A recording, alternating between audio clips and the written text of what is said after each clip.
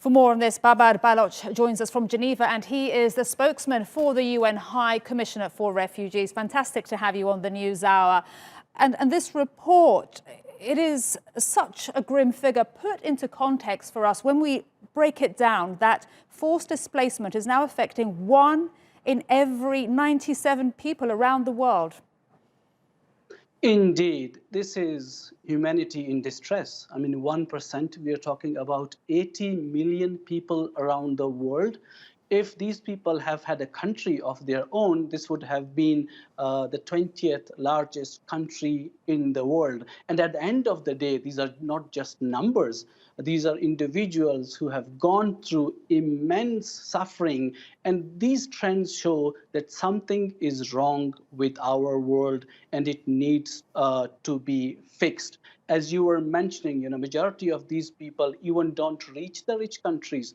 Most of them, in terms of when we talk about 26 million refugees out of this nearly 80 million displaced population, they are hosted in the poorest countries, in the neighboring countries. And when you look who are these refugees, as you were mentioning, 68% of them are from just 5 countries.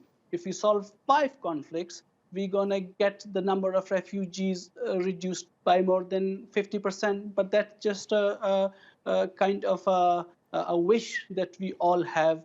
Our hope is that the world takes the problem seriously, sits down to fix this. And those countries that you mentioned, Myanmar, Afghanistan, Syria, South Sudan, and Venezuela,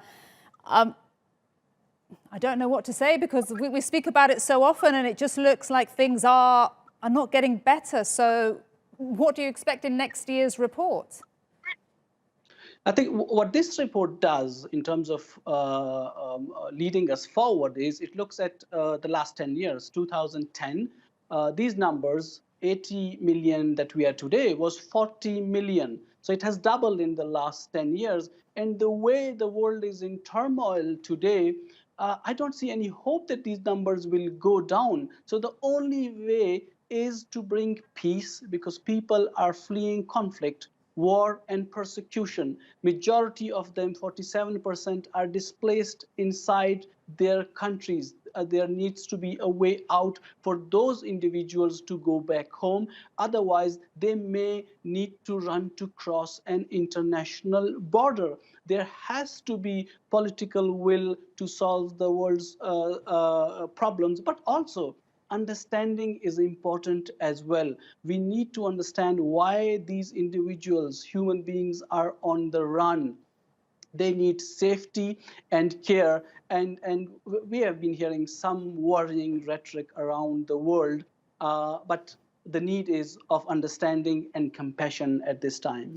And at this time, in a time of a pandemic, is there that political will that you say is so desperately needed in these countries, and which are not so easy to get into for aid agencies? We speak to them all the time here on TRT World, and they face so many challenges even getting into the countries.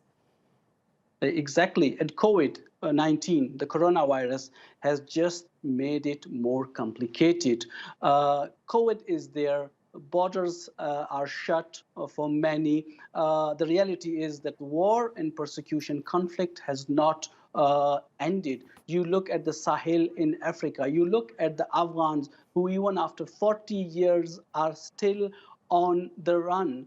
So the message is inclusion is the answer to that. We cannot leave one population in terms of caring or taking care of the coronavirus, leaving that out. If we even leave one individual unattended, the virus is going to come back and haunt us. So that's why it's very important to include refugees in national responses at this time. And this is unprecedented. See what COVID-19 tells us, which the reality that the refugees live every day.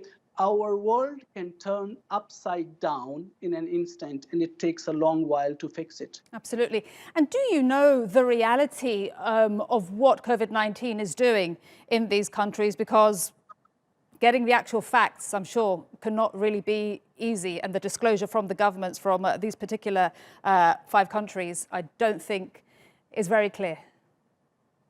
We're getting some numbers, but luckily, the number of infections and cases that have been reported are really low. We talk among the displaced populations, we are talking about 1,000, 1,200 of those who have been affected.